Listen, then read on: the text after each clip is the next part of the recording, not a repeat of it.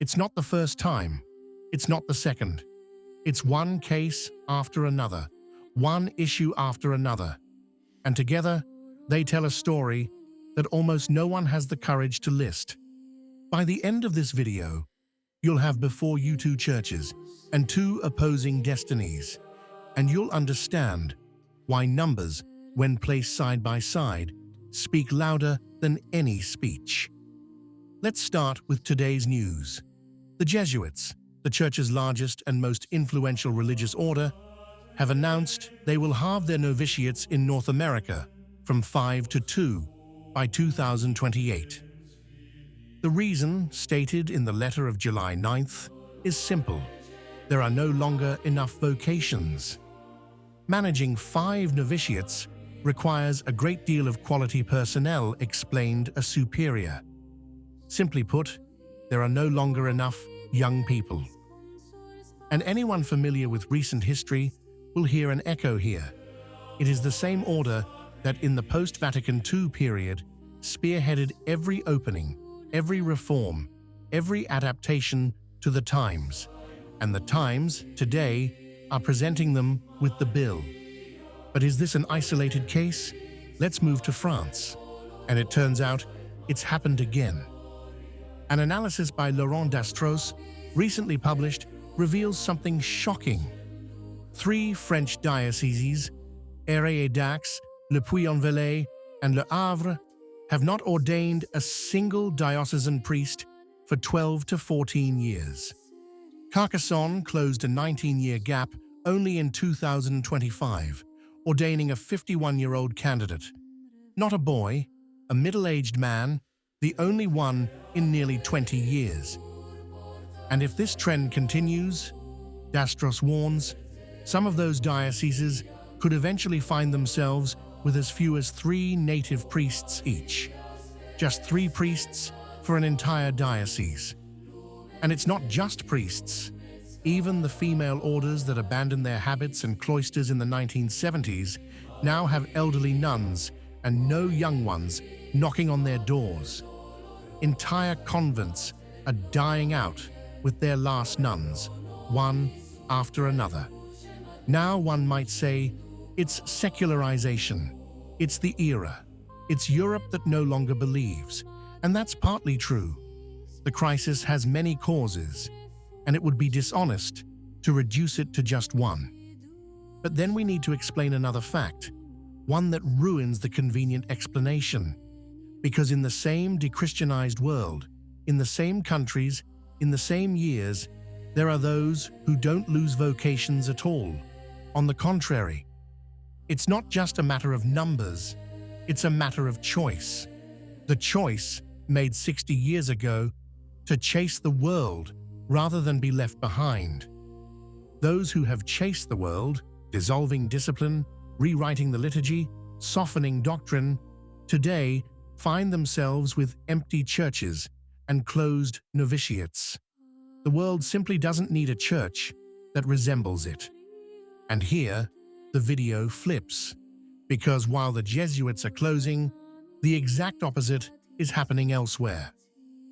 Just recently in France, 12 Benedictine monks from the Abbey of Le Barroux refounded an ancient abbey, Notre-Dame de Bellefontaine, bringing monastic life back to where the Trappists had left.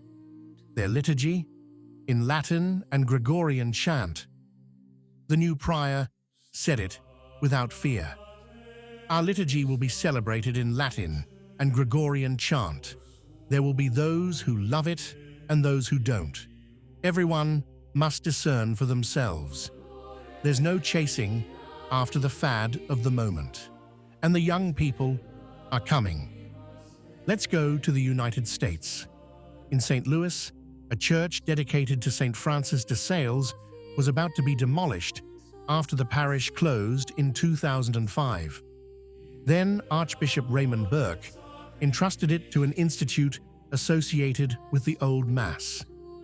Today, that church, which was supposed to disappear, welcomes more than 700 faithful every Sunday, and most, the news reports say, are young adults and families, exactly what's missing elsewhere. And this isn't an isolated exception.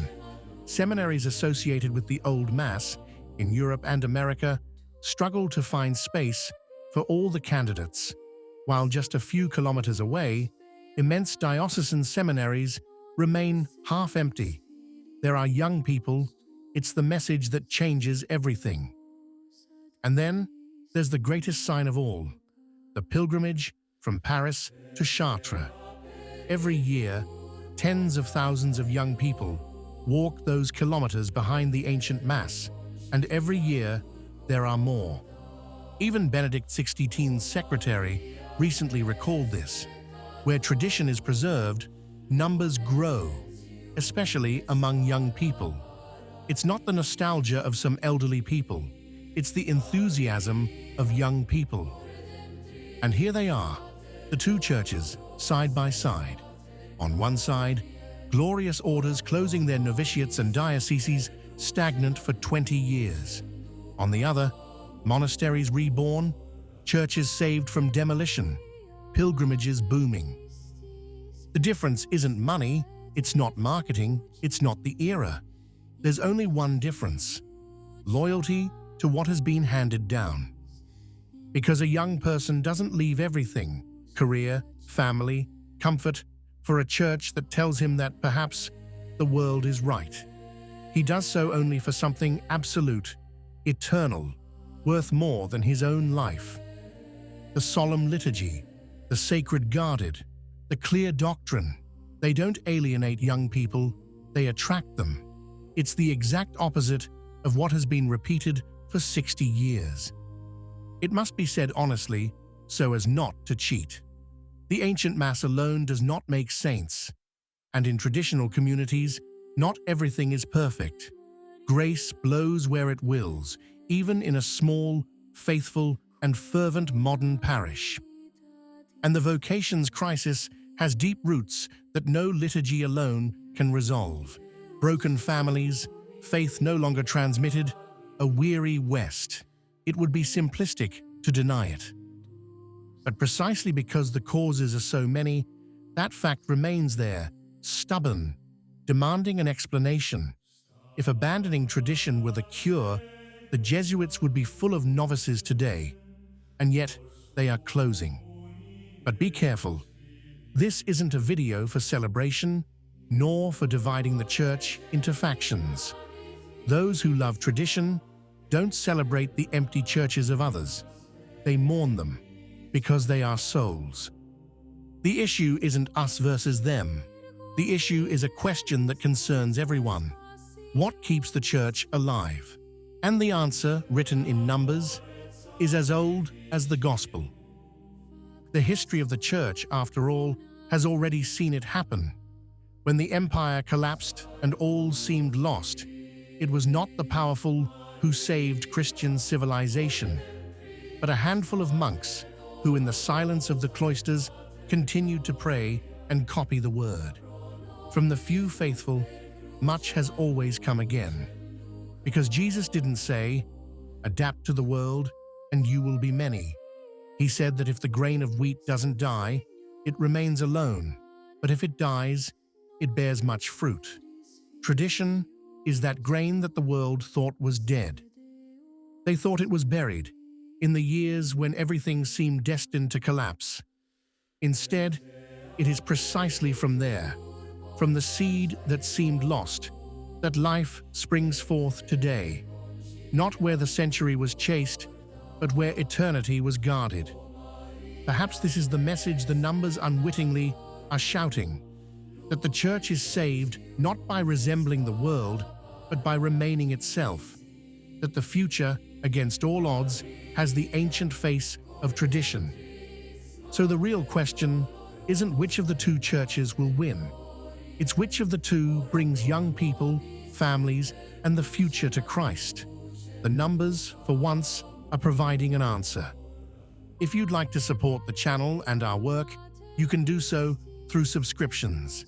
We're a completely independent project, and your support allows us to continue producing content dedicated to faith, tradition, and current events in the church. Thank you so much. What do you think? If you liked the video, comment Amen. God bless you.